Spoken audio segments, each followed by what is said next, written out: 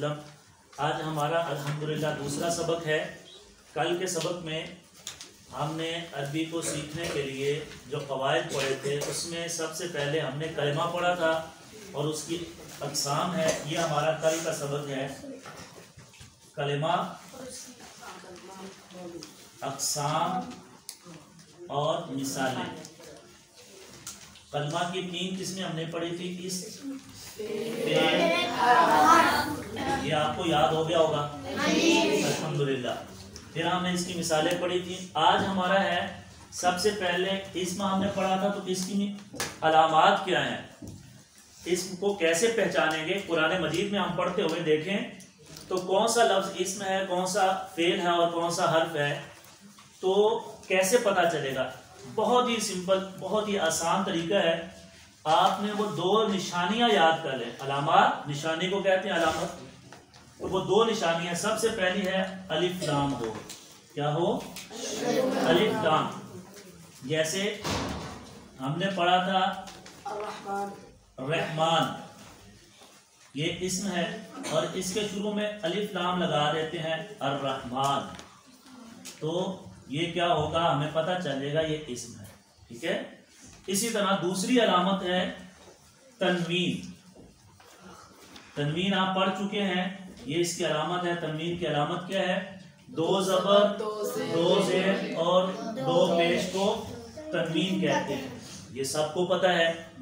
तो लिहाजा जिस 2 लफ्जों के ऊपर अलिफ लाम या तनवीन में से कोई एक चीज हो तो वो क्या होगा? इस्म होगा। आसान बात है, कोई मुश्किल। कल आप में से हर एक कम अज कम 10 अस्मा कुरान मजीद में से वो अपनी कॉपी पे लिखेगा। लिख लेंगे इंशाअल्लाह। आपका जो सबक है दुआओं का हो या हिफ्ज का हो, उसमें से आपने 10-10 अस्मा ढूंढने हैं। आपके सबक में अगर 5 है तो कम अज कम 5 पिछले सबक में से ढूंढ लें, उससे पिछले। तो 10 अस्मा आपने देखना है जिनके ऊपर अलिफ लाम या तनवीन में से कोई अलामत हो, उसको अंडरलाइन करें और अपनी कॉपी पे लिख लें।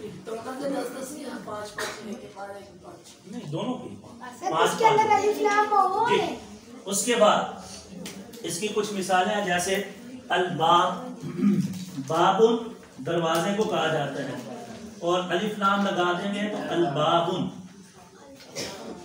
दरवाजा। तो अलिफ लाम जब लगाते हैं तो अरबी में ये उसूल है, ये कायदा है कि उस लफ्ज के अंदर खासियत पैदा हो जाती है, वो खास हो जाता है। बाबुन आम है, अल बाब तो खास हो जाएगा। तो ये अलामत है इस्म की। क्या है? अलिफ लाम इस्म के ऊपर आता है, फेल और हर्फ के ऊपर। इसी तरह तनवीन किस पर आएगी? इस्म पर आएगी, हर्फ और फेल पर नहीं आएगी। जी, तनवीन शुरू में होगी ना, एंड पे। बेटे हमेशा तनवीन, जैसे आपने पढ़ा है बरकुन, समारातुन, बैजुन, तो ये सारी आखिर में होती है। जी, इसी तरह और भी इसकी जो, ये तो 2 बड़ी निशानियां हैं, इसके अलावा और भी हैं जिसके आखिर में ता आ जाए। क्या आ जाए? ये भी इस्म की अलामत है। और गोल ता आ जाए, ये भी इस्म की अलामत। इसी तरह अलिफ और ता ये आ जाए, ये भी अलामत है। ये तीसरी अलामत हो गई, ये चौथी और ये 5वीं। टोटल 5 होंगी। 2 ये ज्यादा इस्तेमाल होती हैं। अब ये जो ता है ये मुअन्नस के लिए आती है। इसके साथ आपको एक और बात समझ आ जाएगी, एक और बात क्लियर हो जाएगी कि जिसके आखिर में, इस्म के आखिर में ता आएगी वो मुअन्नस होगा। वो क्या होगा? औरत के लिए इस्तेमाल है। जैसे मिसाल के तौर पे मुस्लिमुन, मुस्लिमातुन, अलिफ और ता आ गया आखिर में, तो ये मुअन्नस के लिए इस्तेमाल है। मुस्लिमातुन, मुमिनातुन, क़ानितातुन, ताइबातुन। सूरतुल अहज़ाब में अल्लाह ताला ने एक पूरी आयत के अंदर मुसलमान मोमिन औरतों की सिफात को बयान किया है। बेटे सूरतुल अहज़ाब में भी है, अल मुस्लिमातुन क़ानितातुन। جی کل وہ اس میں سوری آتی ہے سورۃ الاحزاب احزاب میں جو ہے نا جی ان المسلمین والمسلمات والمؤمنون والمؤمنات والقانتین والقانتات، تو یہ مسلمات یہ مؤنث کی علامت بھی ہے اور اسم کی ہے. تو مؤنث بھی جو اسم ہوگا اس کے آخر میں الف تا آئے گا یا گول تا آئے گی. جیسے ہم لکھتے ہیں مسلمون، مسلماتن،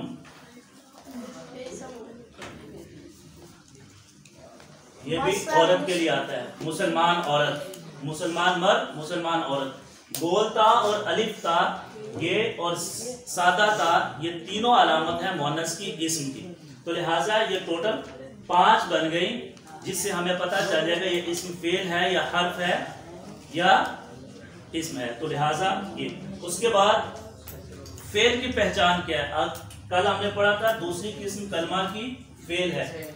فعل کی پہچان کے لیے کچھ الفاظ ہیں، یہ آپ کو کلیئر ہوگا. ہم اس کو ریز کر دیں جی.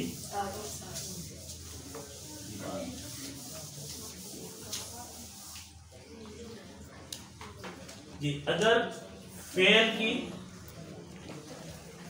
علامات، اب آپ نے پڑھنی ہم نے فعل کی علامات. کیسے پتا چلے گا یہ لفظ کیا ہے؟ فعل ہے. نمبر 1 جس کے شروع میں یا آ جائے، آپ یا ایسے یا تا آ جائے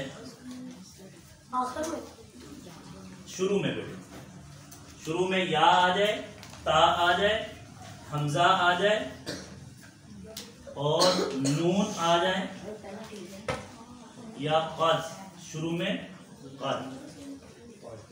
یہ 5 علامت 1 2 3 4 اور 5 علامات میں سے کوئی علامت شروع میں آ جائے، یا تا حمزہ نون اور قد، ان میں سے کوئی لفظ شروع میں آ جائے کسی بھی لفظ کے کلمے کے، یہ یا ہے. یہ یا ہم نے قاعدے کے اندر قرآنی قاعدے میں پڑھا ہے. کٹا ہوا یا، کٹا با، ان کی مختلف شیپ ہم نے پڑھی ہے، مختلف شکلیں الفاظ کی حروف تہجی کی جو ہم نے قاعدے کے اندر پڑھی ہے. کٹا ہوا با، کٹا تا، کٹا سا، جیم، تو یہ مختلف شکلیں ہیں. تو آپ نے ذہن میں رکھنا ہے جب شروع میں یا آ جائے، تا آ جائے، حمزہ آ جائے، نون اور قد آ جائے تو وہ لفظ کیا ہے؟ فعل ہے. وہ کیا ہے؟ قد جو ہے یہ حرف پر یا اسم پر داخل نہیں ہوتا ہے، ہمیشہ فعل کے شروع میں آتا ہے. اسی طرح اگر آخر میں جو آخر کی علامات ہے، یہ ہے شروع کی علامات، اس کو آپ ایسے لکھ لیں، شروع کی علامات اور آخر کی علامات.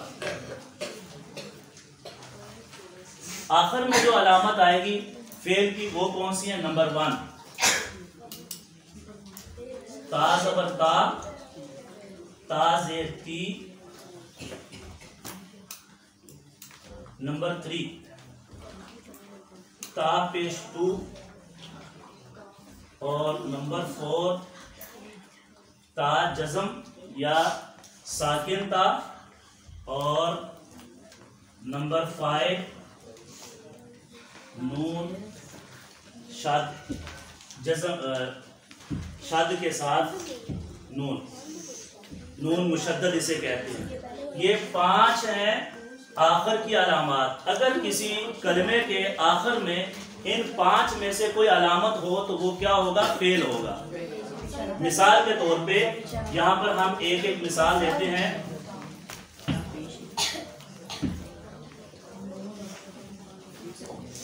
یعبدو، یعبدو، جی جی تو بعد میں تا زیر تی، تا پیش تو، جزم مجزوم تا ساکن اور مشدد نون. یہ مجزوم تا جزم کے ساتھ، سکون کے ساتھ. جی یعبدو، اب یہ کیا ہے؟ فعل ہے، اس میں کون سی دو علامتیں ہیں، کون سی علامت ہے؟ یا، زبر یا آ گیا جو ہم نے پہلی شروع میں آ گیا ہے، ہم نے کہا تھا پہلی علامت کیا ہے؟ یعبدو جی۔ اس کے بعد دوسری مثال ہے تعلم، اس میں کون سی علامت ہے؟ تا شروع میں آ گیا، اس لیے یہ کیا ہے؟ فعل ہے۔ تو لہٰذا اسی طرح آپ نے مثالیں ڈھونڈنی ہیں اپنے سبق میں سے 10 مثالیں، 5 مثالیں ایسی جن کے شروع میں علامت فعل ہے اور 5 مثالیں جن کے آخر میں علامت فعل ہے۔ انشاءاللہ ہو جائے گا اپنے سبق میں سے۔ یہ ہمارا اگر آپ کر لیتے ہیں، اب جو اسم ہوگا اور جو فعل ہوگا ان کے علاوہ اگر کسی کے اندر ان میں سے کوئی علامت نہ ہو جو ہم نے اسم کی پڑھی ہے یا فعل کی پڑھی ہے تو وہ کیا ہوگا؟ وہ حرف ہوگا۔ سمپل سی بات ہے، سمجھ آ گیا سب کو؟ اب ہم نے اسم کی علامتیں بھی پڑھ لی، فعل کی بھی اور حرف کی بھی۔ حرف بھی کلیئر ہوگا، جو اسم بھی نہیں ہوگا فعل بھی نہیں ہوگا وہ بالاولیٰ کیا ہوگا؟ حرف ہوگا۔ تو آج الحمدللہ ہم نے اس لیکچر میں سیکھ لیا کہ اسم کو پہچاننا کیسے ہے۔ اب آپ اپنے سبق میں سے آسانی سے قرآن مجید میں دیکھ سکتے ہیں اسم کون سا ہے، فعل کون سا ہے اور حرف کون سا ہے، اور یہ 3 چیزیں ہیں۔